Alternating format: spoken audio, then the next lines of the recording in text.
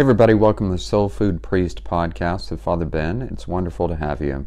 Some of you may have heard me talk a lot about one of my favorite people, Julia Child, and one of my second favorite people, MFK Fisher, otherwise known as Mary Frances Fisher. The two of them were friends.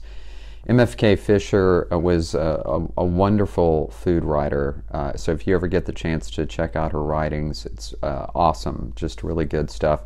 Anyway, one of the things that they both really loved was avocados, and I think most of us really love avocados. In fact, Julia and MFK Fisher, one of their favorite desserts, sounds so bizarre to most of us, but I have to say it's really good. So basically what you do is you take a half of an avocado with the pit still in it, and you serve it on warm rock salt on a plate. I know you're like, what?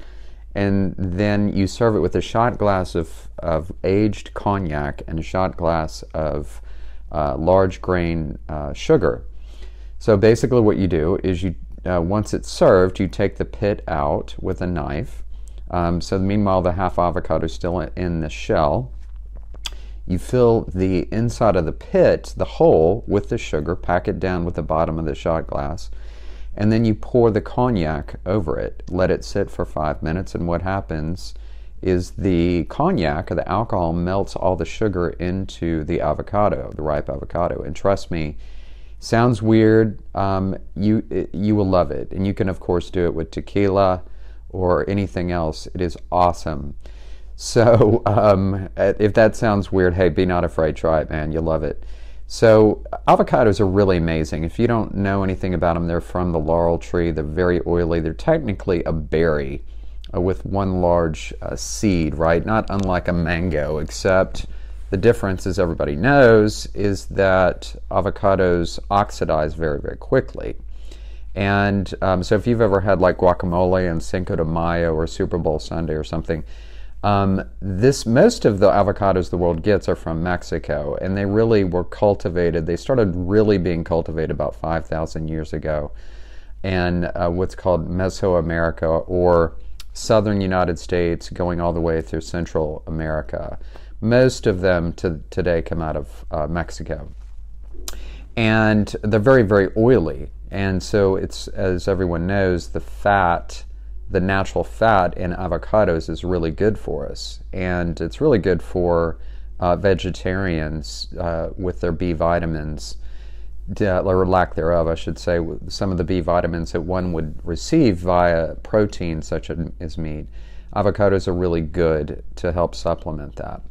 So one of the things that people very, very quickly learn is, in order to keep your avocado green, you have to keep the pit in it. So once the pit is removed from the avocado flesh, it rapidly turns brown and oxidizes. Pardon the analogy, same way. Look, we will rapidly oxidize and brown, maybe we should say rot, if we don't have a relationship with Christ. In John's Gospel, the way Jesus describes it, he says, look, I'm the vine and you are the branches. A branch cannot survive across or apart from the vine. And so we have to continue our relationship with Christ if we're going to thrive and not kind of wilt and rot and oxidize, so to speak. So this is very important, and many of us, we understand this on some level, but as the busyness of daily life takes hold, changing diapers, picking up kids in the pickup line, dropping them off, soccer practice, or just plain life, right? It's easy to kind of forget, and over time we begin to, pardon the analogy, oxidize or brown or wither apart from Christ. The most important thing, in my opinion, is not time dedicated to prayer, but a diet dedicated to prayer. In other words, there's consistency in our prayer life.